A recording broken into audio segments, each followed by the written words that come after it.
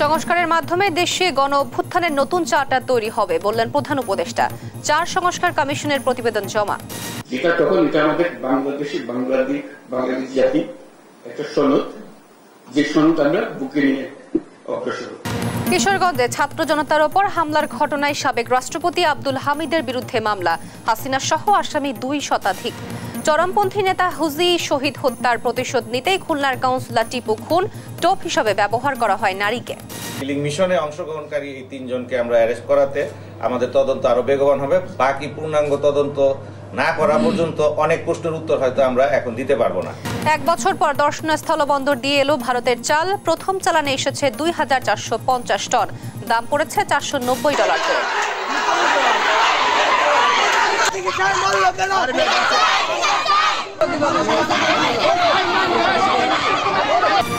এবং কিশোরগঞ্জে ভুল চিকিৎসায় 2 রোগীর মৃত্যুর অভিযোগ। হাসপাতালে স্বজনদের বিক্ষোভ। ঘটনা তদন্তে 5 সদস্যের কমিটি। দেখছিলেন দেশ জনপদ সংবাদ শিরোনাম, সঙ্গে আছি আমি তোয়া আফরোজ। এবার বিস্তারিত। প্রধান উপদেষ্টা ডক্টর মোহাম্মদ ইউনূসের কাছে প্রতিবেদন হস্তান্তর করেছে 4টি সংস্কার কমিশন। এসব কমিশন হলো সংবিধান, নির্বাচন ব্যবস্থা, দুর্নীতি দমন কমিশন ও পুলিশ সংস্কার কমিশন। প্রতিবেদন হাতে পাওয়ার পর প্রধান উপদেষ্টা বলেন, সংস্কার প্রতিবেদনের ভিত্তিতেই হবে নতুন বাংলাদেশের চার্টার। এর ভিত্তিতেই হবে আগামী জাতীয় নির্বাচন। আরো জানাচ্ছেন নাফিয়া ফারজানা। জুলাই গণ অভ্যুত্থানের মাধ্যমে ক্ষমতায় আসার পর রাষ্ট্র সংস্কারে বেশ কয়েকটি কমিশন গঠন করে অন্তর্বর্তী সরকার।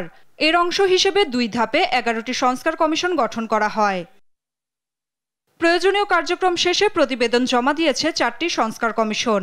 বুধবার তেজগাঁওয়ে প্রধান উপদেষ্টার কার্যালয়ে প্রধান উপদেষ্টা ডক্টর মোহাম্মদ ইউনূসের কাছে প্রতিবেদন তুলে দেন কমিশন সদস্যরা। কমিশনগুলো হলো নির্বাচন ব্যবস্থা সংস্কার কমিশন, পুলিশ প্রশাসন সংস্কার কমিশন, দুর্নীতি দমন কমিশন এবং সংবিধান সংস্কার কমিশন। প্রতিবেদন পাওয়ার পর প্রধান উপদেষ্টা জানান, সংস্কার প্রতিবেদন থেকেই হবে নতুন বাংলাদেশের চার্টার। তার ভিত্তিতেই হবে নির্বাচন। আজকের ঘটনাটা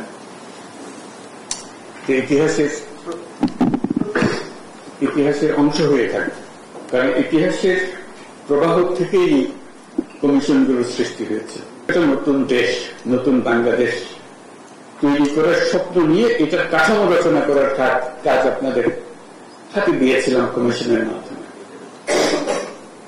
স্বপ্ন আছে, এখন সেটা স্বপ্নগুলোর রূপরেখাগুলো খুলে ধরছে।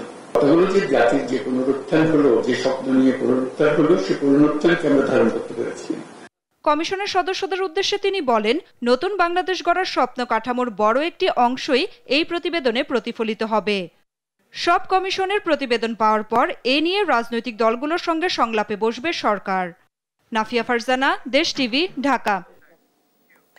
বৈষম্য বিরোধী ছাত্র আন্দোলনে হামলা ও সহিংসতার ঘটনায় সাবেক প্রধানমন্ত্রী শেখ হাসিনা ও সাবেক রাষ্ট্রপতি আব্দুল হামিদের বিরুদ্ধে কিশোরগঞ্জে একটি মামলা হয়েছে।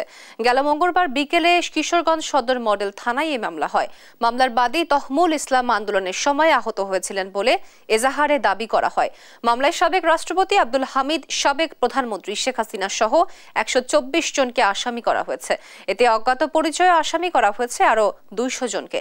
এজাহারে উল্লেখ করা হয়, গেল 4 আগস্ট জেলা শহরের স্টেশন রোড এলাকায় ছাত্র জনতার মিছিলে গুলি চালিয়ে মামলার বাদী সহ সাক্ষীদের আহতদের ঘটনায় মূল পরিকল্পনাকারী ছিলেন আসামিরা।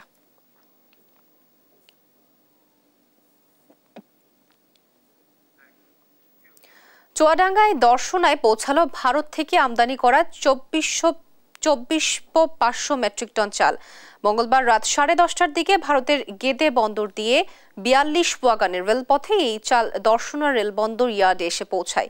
এ চাল খালাসে নিযুক্ত সিএনএফ এজেন্ট আতিয়ার রহমান হাবু জানান, ঢাকা পুরান পল্টনের মের্সেস মজুমদার এগ্রোটেক ইন্টারন্যাশনাল লিমিটেড এসব চাল আমদানি করেছে।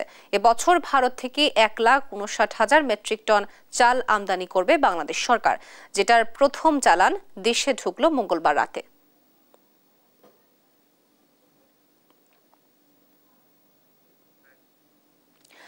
ঠাকুরগাঁয়ের বেউরঝাড়ি সীমান্ত থেকে এক বাংলাদেশিকে আটক করেছে বিএসএফ। ঠাকুরগাঁও 50 বিজির অধিনায়ক lieutenant colonel Mohammad Tangier Ahmed বিষয়টি নিশ্চিত করেন। এ সময় তিনি জানান, মঙ্গলবার রাতে জেলার বালিয়াডাঙ্গি উপজেলার আমজানখোর ইউনিয়নের বেউরঝাড়ি সীমান্ত দিয়ে অবৈধভাবে ভারতে অনুপ্রবেশ করে 35 থেকে 40 বছর বয়সী বাংলাদেশি এক যুবক। এ সময় ভারতের অভ্যন্তরে বিএসএফ সদস্যরা তাকে আটক করে তাদের ক্যাম্পে নিয়ে যায়। আটক যুবককে ফিরিয়ে আনার জন্য চেষ্টা চলছে বলেও জানান তারা। আটককৃত ব্যক্তির পরিচয় এখনো পাওয়া যায়নি।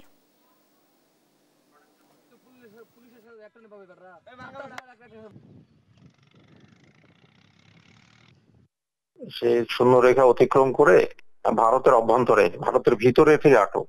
আমরা যোগাযোগ করেছি, আমাদের যোগাযোগ করা হয়েছে, ফেরত আনার চেষ্টা করছি। কিশোরগঞ্জ শহীদ সৈয়দ নজরুল ইসলাম মেডিকেল কলেজ হাসপাতালে ভুল চিকিৎসায় 2 জন রোগীর মৃত্যুর অভিযোগ পাওয়া গেছে। এ ঘটনায় দায়িত্ব থেকে প্রত্যাহার করা হয়েছে সংশ্লিষ্ট নার্সকে। ভুল চিকিৎসার বিষয়টি স্বীকার করে এ বিষয়ে তদন্ত কমিটি গঠন করেছেন হাসপাতাল কর্তৃপক্ষ। সহকর্মী তোফায়েল আহমেদের তথ্য ছবিতে বিস্তারিত আব্দুল্লাহ আল মারুফের রিপোর্টে। হার্নিয়ার চিকিৎসার জন্য গেল 7 জানুয়ারি হাসপাতালে ভর্তি হন কটিয়াদি উপজেলার শিক্ষক মনিরুজ্জামান মল্লিক। আর পেটে ব্যথা নিয়ে 12 জানুয়ারি ভর্তি হন নিকলি উপজেলার জহিরুল। দুজনেরই অপারেশন হওয়ার কথা ছিল বুধবার সকালে। অপারেশনের পূর্ব প্রস্তুতি হিসেবে সকাল 7:30টার দিকে senior staff nurse Nadira Begum দুজনকে ইঞ্জেকশন পুশ করেন। এর 10 মিনিটের মধ্যেই কাতরাতে কাতরাতে মৃত্যুর কোলে ঢলে পড়েন দুজনই। অভিযোগ উঠেছে, নরকিউ নামক অ্যানেস্থেশিয়ার ইঞ্জেকশনটি অপারেশন থিয়েটারে পুশ করার কথা ছিল। সেটি আগেই ভুল করে ওয়ার্ডের সিটেই পুশ করেন নার্স, ফলে মৃত্যু হয় তাদের। ভুল চিকিৎসায় মৃত্যুর খবরে হাসপাতালে জড়ো হয়ে বিক্ষোভ করেন তাদের স্বজন ও স্থানীয়রা। ঘটনার সুষ্ঠু তদন্ত ও বিচার দাবি তাদের। পুরে বাড়িতে রওনা হইতে বাড়তি নিয়ে আসতে অনেকটা সময় লাগতেছে। এই মুহূর্তে আমার দ্বারা হঠাৎ করে ফোন গেছে, রোগী মারা গেছে। এনে দেখলাম রোগীরা ভুল করে ইঞ্জেকশন করে রোগী মেরে ফেলছে। বুলিং হিসেবে আমার মারা গেছে। এম যেন হতাহত আর যেন না ঘটে, আমি একটি সুষ্ঠু বিচার চাই। সুষ্ঠু সর্বোচ্চ শাস্তি চাই, তদন্ত চাই। এ ঘটনায় ইতোমধ্যে প্রত্যাহার করা হয়েছে নার্স নাদিরা বেগমকে। সার্জারি বিভাগের প্রধান ডাক্তার অজয় সরকারকে প্রধান করে 5 সদস্যের তদন্ত কমিটি গঠন করা হয়েছে বলেও জানায় হাসপাতাল কর্তৃপক্ষ। তদন্ত করে ব্যবস্থা নেওয়ার আশ্বাস পুলিশের। তদন্ত প্রতিবেদন আপনার নার্সিং এন্ড মিডওয়াইফারি অধিদপ্তরে ডিজি মহোদয়ের কাছে তদন্ত প্রতিবেদন পাঠাবো এবং যাতে সর্বোচ্চ শাস্তির ব্যবস্থা করা যায় তার আমি সুপারিশ করে পাঠাবো। এই সংবাদ শুনে আমরা তাৎক্ষণিকভাবে আসি। আইন শৃঙ্খলা পরিস্থিতি স্বাভাবিক আছে, তদন্ত সাপেক্ষে ব্যবস্থা নেওয়া হবে। এমন ঘটনায় চাঞ্চল্যের সৃষ্টি হয়েছে এলাকায়। নিউজ ডেস্ক, দেশ টিভি। চরমপন্থী নেতা হুজি শহীদ হত্যার প্রতিশোধ নিতেই হত্যা করা হয় খুলনার সাবেক কাউন্সিলর গোলাম রব্বানী টিপুকে। কিলিং মিশনের টোপ হিসাবে ব্যবহার করা হয় নারীকে। বুধবার সংবাদ সম্মেলনে এ তথ্য জানায় পুলিশ। খতিয়ে দেখা হচ্ছে খুলনার আরেক সাবেক কাউন্সিলর শেখ হাসান ইফতেকার ও টিপুর বন্ধু মেজবা উদ্দিন ভুট্টোর সংশ্লিষ্টতা। সৌরভ দেবের রিপোর্ট, জানাচ্ছেন টুম্পা আফরোজ। কক্সবাজারে খুলনার সাবেক কাউন্সিলর গোলাম রব্বানী টিপু হত্যার ঘটনায় উঠে এসেছে লোমহর্ষক তথ্য। কিলিং মিশনে টোপ হিসেবে ব্যবহার করা হয় নারীকে। তদন্তে নেমে 3 জনকে গ্রেপ্তারের পর বুধবার সংবাদ সম্মেলনে আসে পুলিশ। জানায় 2013 সালে খুলনার চরমপন্থী নেতা হুজি শহীদ হত্যার প্রতিশোধ নিতেই টিপুকে খুনের ছক আঁকে তারই ভাতিজা শেখ শাহরিয়ার পাপ্পু। পরিকল্পনা বাস্তবায়নে জায়গা হিসেবে বেছে নেওয়া হয় কক্সবাজারকে। পুলিশ জানায় গ্রেপ্তার 3 জনই হত্যার সময় কক্সবাজারে ছিলেন। গোলাম রসুল পাপ্পু হত্যার জন্য প্রস্তুত ছিলেন, আর টিপুর গতিবিধির নজর রাখেন ঋতু। এই হত্যাকাণ্ডের মিশনে সে ইনফরমার হিসেবে কাজ করেছে। এছাড়া ঘটনার পরপর আটক খুলনার আরেক সাবেক কাউন্সিলর শেখ হাসান ইফতেখারের কক্সবাজারে আসার কারণ ও কক্সবাজারে টিপুর বন্ধু মেজবা উদ্দিন ভুট্টোর বিষয়েও খতিয়ে দেখছে পুলিশ। সম্পর্ক ছিল বলেই তারা একসাথে আসছে। আরো বিশদ কিছু যদি থাকে এটা আমরা তদন্তে আসবে, পরবর্তীতে আমরা জানাতে পারবো।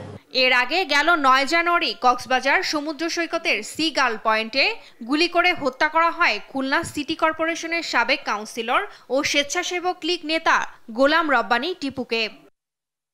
নিউজ ডেস্ক, দেশ টিভি। চট্টগ্রামের মিরসরাই ও জোরারগঞ্জ থানার ৮টি মামলায় সাবেক গৃহায়ন ও গণপূর্ত মন্ত্রী ইঞ্জিনিয়ার মোশাররফ হোসেনকে গ্রেফতার দেখিয়েছে আদালত। একই সাথে তার স্বাস্থ্য, বয়স ও স্ট্যাটাস বিবেচনায় কারাবিধি অনুযায়ী চিকিৎসা ও ডিভিশন সুবিধা দেওয়ার আদেশ দিয়েছে আদালত। হামলা, ভাঙচুর সহ বিশেষ ক্ষমতা আইন, বিস্ফোরক আইন ও দ্রুত বিচার আইনে তার বিরুদ্ধে এসব মামলা দায়ের করা হয়েছে। এছাড়া একই সময়ে হত্যা, বিস্ফোরক আইনে পৃথক ৫ মামলায় গ্রেফতার দেখিয়ে আদালতে তোলা হয়েছে সাতকানিয়া লোহাগড় আসনের সাবেক এমপি আবু রেজা মোহাম্মদ নিজামুদ্দিন নদভীকে।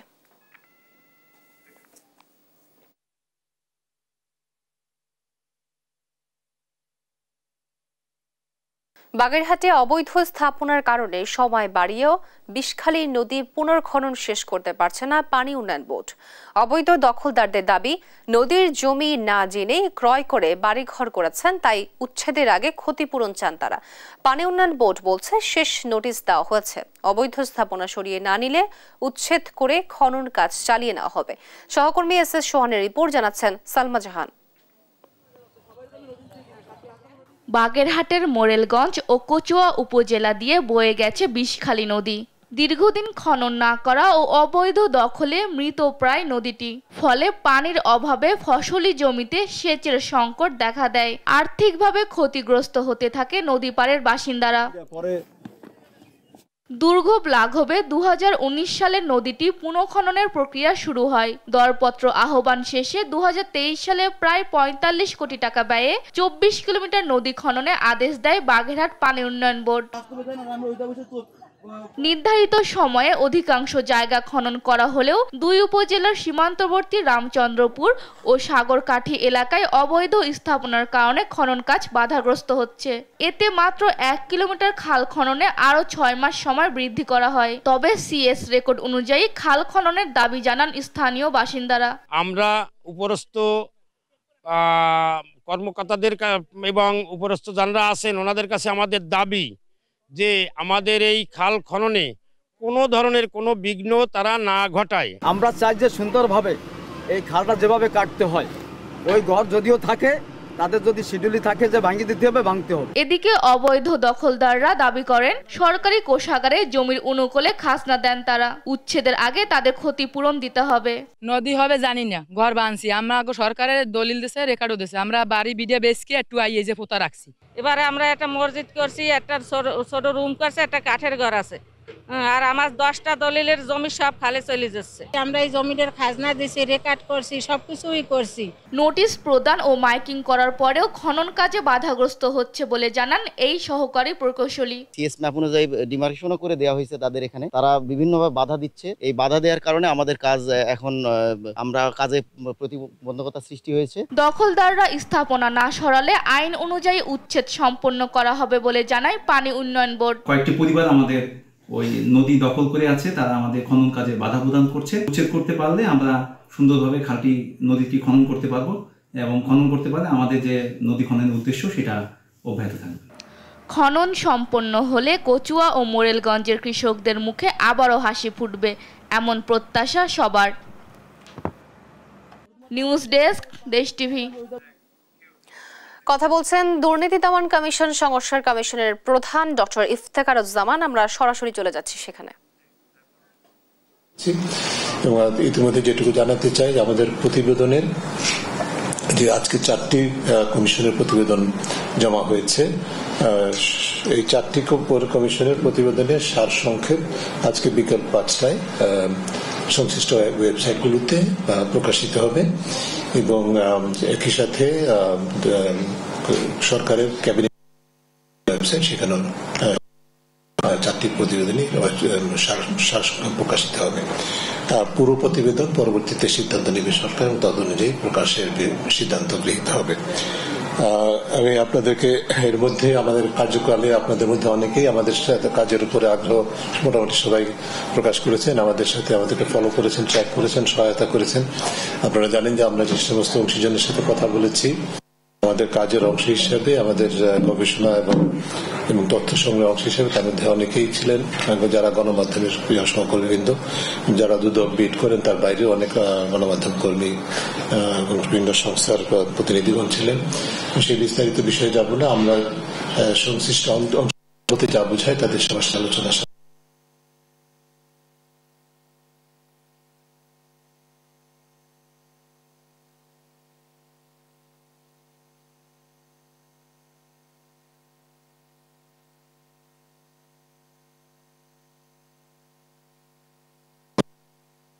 হয়েছে। তবে আমরা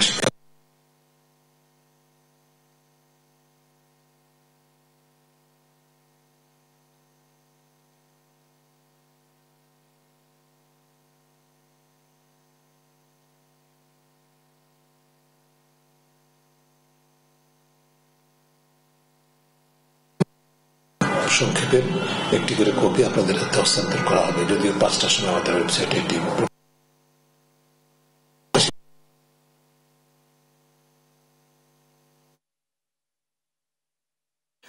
কথা বলছিলেন দুর্নীতি দমন কমিশন সংস্কার কমিশনের প্রধান ডক্টর ইফতেখারুজ্জামান। আমরা সরাসরি ছিলাম সেখানে। শরীয়তপুরে হয়ে গেল ঐতিহ্যবাহী জোর মাছের মেলা। পৌষের শেষ ও মাঘের শুরুতে হওয়া এই মেলায় ছিল ক্রেতা বিক্রেতাদের উপচে পড়া ভিড়। এদিকে গাজীপুরের কালীগঞ্জের বিনিরাইলে অনুষ্ঠিত হয়েছে জামাই মেলা। প্রায় 250 বছরের পুরানো এই মেলাও ছিল জমজমাট। সহকর্মীদের তথ্য ছবিতে সালমা জাহানের রিপোর্ট। ভোর হতে খোলা মাঠে চৌকি পেতে ডালাই ইলিশ সহ নানা ধরনের মাছের পসরা সাজিয়ে বসেছেন বিক্রেতারা। পাশেই বসেছে সবজি, খেলনা সহ বিভিন্ন খাবারের দোকান। কনকনে ঠান্ডা উপেক্ষা করে ক্রেতা বিক্রেতার হাঁক ডাকে জমে ওঠে মেলা প্রাঙ্গণ। এমন দৃশ্য শরীয়তপুরের মনোহর বাজার এলাকার 100 বছরের ঐতিহ্য জোর মাছের মেলার। এদিন মেলায় আসা সবাই ঘরে ফিরেন জোড়া ইলিশ আর বেগুন নিয়ে। তাই এ মেলার নামকরণ করা হয় জোর মাছের মেলা বলে। দিনটিকে ঘিরে এই অঞ্চলের প্রতি ঘরে তৈরি হয় উৎসবের আমেজ। সকালে আমার ছোট বাবার সাথে আসতাম, আমার বাবার হাত ধরে। এখন আমার ছেলে আমার মেয়েদের নিয়ে আসি। খুব মজা লাগতেছে। আমি আমার বাবার সাথে মাছ বাজারে এসেছি, আমি খেলনা কিনেছি। বছরে মাঘ মাসের 1 তারিখে এখানে বাজার বসে এবং এই বাজারে দূর দূরান্ত থেকে হিন্দু মুসলিম সবাই আনন্দমুখর পরিবেশে এখানে আসে। ইলিশ মাছ কিনি, তারপর জোর বেগুন কিনি, মিষ্টি কিনি আমরা বাড়িতে দেই, উৎসব পালন করি। জমজমাট মেলায় বিক্রিতে সন্তুষ্ট বিক্রেতারাও। পুরনো এই মেলাটি ঐতিহ্যের ধারক ও বাহক উল্লেখ করে ধারাবাহিকতা বজায় রাখার কথা জানায় আয়োজক কমিটি। আজকে আমাদের এই মেলায় সবচেয়ে বেশি ইলিশ মাছ বিক্রি হয় এবং ইলিশ মাছটি আমরা বেশি আনি। প্রতি বছর নেয় এবারও হিন্দু মুসলিম একটা সম্পত্তি বন্ধন ঘটাতে পারস্পরিক ভালো সম্পর্কের উদ্দেশ্যে আমরা আয়োজক কমিটি পহেলা মাঘ এই অনুষ্ঠানটি হয়। এদিকে গাজীপুরের কালীগঞ্জের বিনিরাইল গ্রামে হয়ে গেল জামাই মেলা। মঙ্গলবার ভোরে শুরু হয় এই মেলা, শেষ হয় রাতে। এই মেলারও মূল আকর্ষণ ছিল মাছ কেনা বেচা। জামাই ও শ্বশুরদের মধ্যে বড় মাছ কেনার প্রতিযোগিতা এলাকাবাসীকে রীতিমতো আনন্দে মাতিয়ে তোলে। মেলায় সারা দেশ থেকে বিক্রেতারা নানা ধরনের বিশাল আকৃতির মাছ নিয়ে আসেন। কেনার জন্য লেগে যায় প্রতিযোগিতা। শুধু মাছ নয়, মেলায় ছিল গ্রামীণ খাবার, মাটির তৈজসপত্র, খেলনাও। বড় বড় মাছ পাওয়া যায়, তাই আমরা 10টা মোটর সাইকেলে 20-25 জন আসছি। অনেক বছর ধরে এই মেলা দেখতেছে, এরকমই বেশ জমতেছে, খুব সুন্দর। আসছি দেখতে, আমি এলাকার ছেলেও আবার হলো জামাইও, দুইটাই। প্রায় 250 বছরের পুরনো বিনিরাইল মেলা এই অঞ্চলের গ্রামীণ সংস্কৃতির অনন্য উদাহরণ। স্থানীয়রা চান টিকে থাকুক গ্রামীণ এই ঐতিহ্য। সালমা জাহান, নিউজ ডেস্ক, দেশ টিভি। বগুড়ায় জমে উঠেছে মাসব্যাপী শিল্প ও বাণিজ্য মেলা। এ নিয়ে বিস্তারিত জানাতে সরাসরি যুক্ত হচ্ছেন সহকর্মী সঞ্জু রায়। সঞ্জু, মেলার কি অবস্থা দেখছেন এবং সেখানে দর্শনার্থীদের কেমন ভিড় দেখছেন, জানাবেন বিস্তারিত।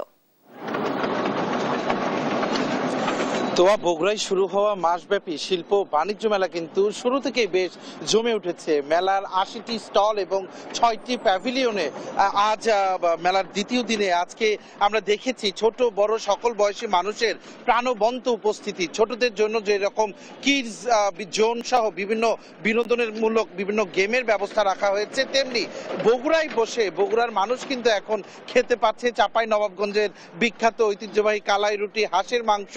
এখানে এখানে রয়েছে মটকা চা থেকে শুরু করে নানা খাবারের পসরা, এবং মেয়েরা কিন্তু বেশি ভিড় জমাচ্ছে বিভিন্ন সাজসজ্জার যে সামগ্রীর দোকানগুলো রয়েছে, যেখানে বেশ অল্প দামেই তাদের পছন্দ অনুযায়ী তাদের পণ্য তারা পাচ্ছেন, এবং রয়েছে নানা ধরনের পোশাকের বিভিন্ন স্টল, যেখানেও কিন্তু দাম দরের বেশ সুযোগ রয়েছে। এবং আমরা যেটি দেখেছি বেশ অল্প দামে কিন্তু সাধারণ জনগণ আসলে এই মেলাতে এসে তারা কিনতে পারছেন তাদের পছন্দ অনুযায়ী জিনিসপত্র।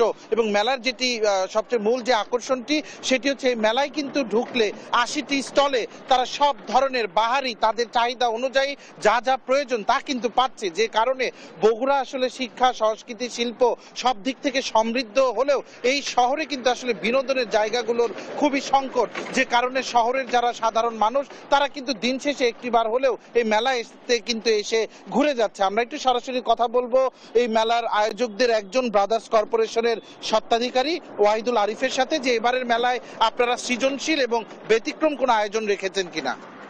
ধন্যবাদ। সাংবাদিক ইউনিয়ন বগুড়ার আয়োজনে মাসব্যাপী এই মেলার আয়োজন করা হয়েছে, শিল্প ও বাণিজ্য মেলা।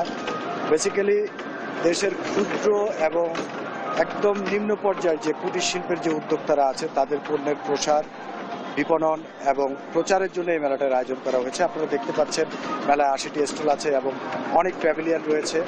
এবং এই মেলায় ব্যতিক্রমীভাবে এবার যেটা আয়োজন করা হয়েছে, যে 24-এর যে গণ অভ্যুত্থান সেটা নিয়ে তারুণ্যের একটি কর্নার করা হয়েছে। এখানে বগুড়া জেলা সমন্বয়কদের সাহায্য নিয়ে এটা করা হয়েছে। এবং মেলায় বাচ্চাদের বিনোদনের জন্য বিভিন্ন ধরনের রাইডসের আয়োজন করা হয়েছে, এবং আমাদের দেশীয় যত সংস্কৃতি সেগুলো তুলে ধরার জন্য মেলার সাংস্কৃতিক মঞ্চে প্রতিদিন আমাদের ঐতিহ্যবাহী গান নিয়ে এগুলার অনুষ্ঠানে আয়োজন করা হচ্ছে। এবং আমাদের দেশীয় পিঠা, পুলি এবং দেশীয় যত ধরনের খাবারের সমাহার সবই ব্যাপৃত হয়েছে এই মেলায়। এবং আমরা প্রথম থেকে দেখতে পাচ্ছি যে ব্যাপক জনগণের সমাগম, মানুষের মধ্যে উল্লাস, উচ্ছ্বাস আমরা দেখতে পাচ্ছি। এবং আমরা আশা করছি যে আগামী 1 মাস আমরা সমগ্র বগুড়াবাসীর জন্য এটা একটা উৎসবের এবং সংস্কৃতির একটা প্রাণকেন্দ্র করে তুলে ধরতে পারবো সবাই। ধন্যবাদ আরিফ আপনাকে। তো আপনি শুনছিলেন আসলে এই মেলায় কিন্তু একদিকে যেরকম খাবার, পোশাক এবং শিশুদের বিনোদনের জন্য নানা রকম আয়োজন করা হয়েছে, তেমনি কিন্তু মেলাকে প্রাণবন্ত করতে সব ধরনের উদ্যোগ কিন্তু নেওয়া হয়েছে আয়োজক কমিটির পক্ষ থেকে। বগুড়ায় শুরু হওয়া মাসব্যাপী শিল্প বাণিজ্য মেলা থেকে আজকে আমার কাছে এটি ছিল সর্বশেষ। সঞ্জু, আপনাকে ধন্যবাদ। পৌষ সংক্রান্তি উপলক্ষে মাদারীপুরের রাজৌরে হয়ে গেল ঐতিহ্যবাহী ঘোড়া দৌড় প্রতিযোগিতা। সেই সঙ্গে চলছে 3 দিনের পৌষ মেলা। জেলার বিভিন্ন এলাকা থেকে মেলায় ভিড় করেন ক্রেতা দর্শনার্থীরা। নতুন প্রজন্মের কাছে গ্রামীণ সংস্কৃতি তুলে ধরতেই এমন আয়োজন বলে জানান আয়োজকরা। প্রতিনিধি শিবশঙ্কর রবিদাসের তথ্য চিত্রে বিস্তারিত জানাচ্ছেন জুবায়ের নূর। শীতের সকালের কুয়াশা উপেক্ষা করে মাঠে হাজারো মানুষের ভিড়, যেখানে ঘোড়ার খুরের টকবক শব্দে মুখরিত চারপাশ। এতে আনন্দে মাতেন শিশু থেকে বৃদ্ধ, স্কুলের শিক্ষার্থী থেকে পেশাজীবী সবাই। পৌষ সংক্রান্তি উপলক্ষে মাদারীপুর জেলার রাজৈর উপজেলার বাজিতপুরে অনুষ্ঠিত হলো গ্রাম বাংলার হারিয়ে যাওয়া ঐতিহ্যের ঘোড়দৌড় প্রতিযোগিতা ও পৌষ মেলা। বিষ্ণুপ্রিয়া সেবাশ্রম মাঠে প্রতিযোগিতায় অংশ নেয় 15টি ঘোড়া। সকাল থেকে শুরু হওয়া এই দৌড় চলে সন্ধ্যা পর্যন্ত। ঘোড়ার খুরের ছন্দময় শব্দ, দর্শকদের করতালি আর হার্স ধ্বনিতে মুখর হয়ে ওঠে পুরো মাঠ। প্রতিযোগিতার পাশাপাশি মেলায় বসে দেশীয় পণ্যের সমাহার। স্থানীয় দোকানিরা হাজির হন তাদের পণ্য নিয়ে। অনেক পূর্বের থেকে ঐতিহাসিক যে ঘোড়দৌড় আমরা প্রতি বছর অংশগ্রহণ করি আর আমরা ঘোড়া নিয়ে আসি। ঘোড়া দৌড় প্রতিযোগিতা খুবই ভালো। আমাদের এলাকায় বিশিষ্ট ঘোড়া দৌড় এলাকার গণ্যমান্য ব্যক্তিরা সবাই আসে, দূর দূরান্ত থেকে অনেক লোক আসে। প্রায় 2 শতাব্দী পুরনো ঐতিহ্যবাহী পৌষ সংক্রান্তির এই আয়োজনে আগে গরুর দৌড় প্রতিযোগিতারও চল ছিল, কিন্তু কালের বিবর্তনে তা হারিয়ে যায়। তবে ঘোড়দৌড় প্রতিযোগিতা এখনো টিকে আছে। ভবিষ্যৎ প্রজন্মের কাছে এটির আবেদন তুলে ধরতেই এমন আয়োজন বলছেন আয়োজকরা। আমরা এই 200 বছরের ঐতিহ্যবাহী ঘোড়াদৌড়, এই ঘোড়াদৌড় অনুষ্ঠানটা আমরা অগ্রদূত ক্লাবের মাধ্যমে পরিচালনা করি, যেখানে আমাদের অত্র এলাকার সমস্ত জনসাধারণ সম্পৃক্ত থাকে। আর এই ঐতিহ্যবাহী ঘোড়াদৌড়ে আমরা প্রতি বছরই পুরস্কার বিতরণ করি। কবিগুরু রাজেন্দ্র সরকারের আশ্রমই এটার মূল কেন্দ্রবিন্দু, এবং এই আশ্রমের থেকেই এই অনুষ্ঠানটার সূত্রপাত। এরপরের থেকেই আমরা কবিগানের আগে এই ঘোড়াদৌড়টা প্রতি বছর কয়েকশো বছর যাবত এটা হচ্ছে। এমন আয়োজন বছরের পর বছর হোক, প্রত্যাশা স্থানীয়দের। জুবায়ের নূর, স্পোর্টস ডেস্ক, দেশ টিভি। সাতক্ষীরার কালীগঞ্জে শুরু হচ্ছে শত বছরের ঐতিহ্যবাহী মদিনা হাজুত অনুষ্ঠান। বিস্তারিত জানাতে সরাসরি যুক্ত হচ্ছেন সহকর্মী শরীফুল্লাহ কায়সার। কায়সার, অনুষ্ঠানে দর্শনার্থীদের ভিড় কেমন দেখছেন? তোয়া, আমি দাঁড়িয়ে আছি সাতক্ষীরার কালীগঞ্জ উপজেলার বিষ্ণুপুরের এই যে বাবা মদিনা শাহের যে হাজুত অনুষ্ঠান, সেই হাজুত অনুষ্ঠানে এখানে হিন্দু মুসলিম সর্বোপরি মানুষরা যারা ভক্তি শ্রদ্ধায় মিলিত হয়েছেন এই আয়োজনে।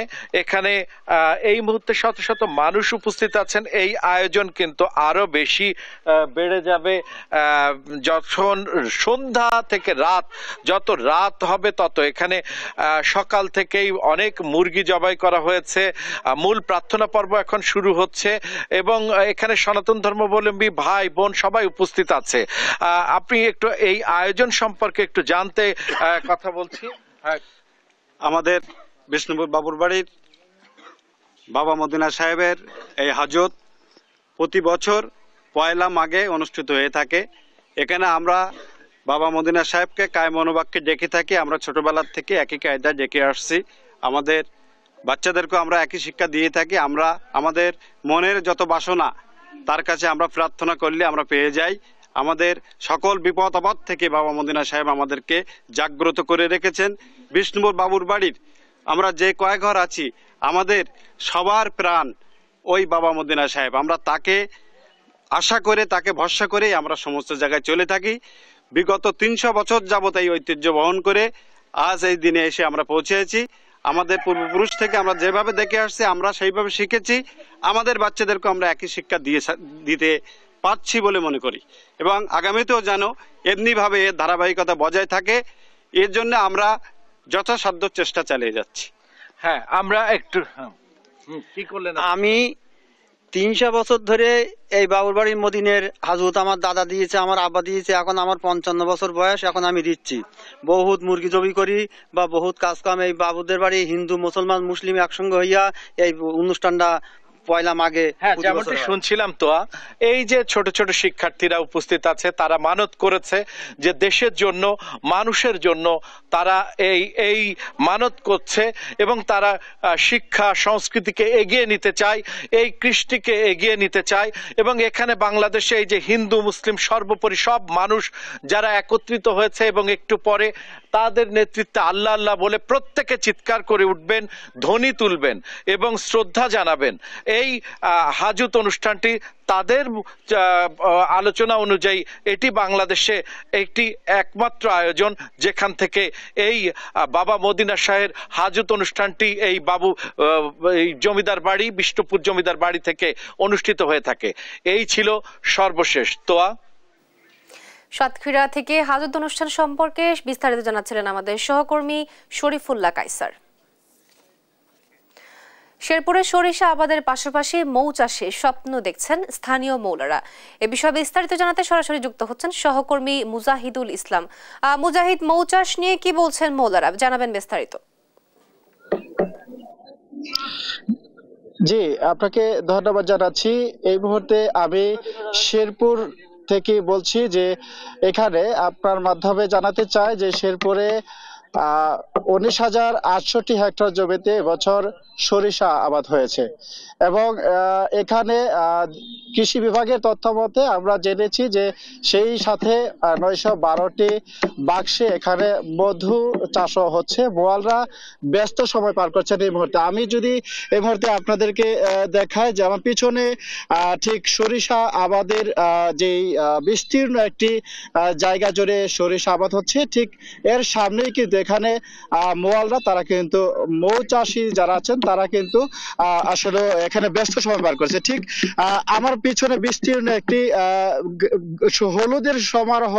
এখানে সরিষা আবাদীরা যারা সরিষা আবাদ করছেন তারা কিন্তু ইতিমধ্যে সরিষা ঘরে উঠাবেন এবং এবছর আবহাওয়া অনেকটা ভালো থাকার কারণে তারা আসলে ভালো ফলন পাচ্ছেন এবং সেই সাথে এখানে আরেকটি বিষয় বলি যে যে সকল এখানে সরিষা চাষিরা আছেন তারা বলছেন যে এখানে গত কয়েক বছরের তুলনায় এবছর কিন্তু সরিষার আবাদ যেমন ভালো পাচ্ছেন, সেই সাথে ন্যায্য মূল্য পেলে তারা কিন্তু আরো আগ্রহ তাদের বাড়বে। সেই সাথে এখানে অনেক দূর দূরান্ত থেকে মোয়ালরা, অনেক মৌ চাষিরা তারা কিন্তু এই যে সরিষার আবাদ হচ্ছে সেই আবাদের নিকটস্থ জায়গায় কিন্তু তারা কিন্তু ইতিমধ্যে এখানে মোয়ালরা তারা কিন্তু মৌ চাষে ব্যস্ত সময় পার করছেন। আমরা একজন উদ্যোক্তার সাথে কথা বলবো এই মুহূর্তে। আপনার কাছে জানতে চাইবো যে আপনারা এখানে যে সরিষা আবাদ হচ্ছে সেই সরিষা আবাদের পাশাপাশি এখানে মৌ চাষও আমরা এখানে দেখতে পাচ্ছি।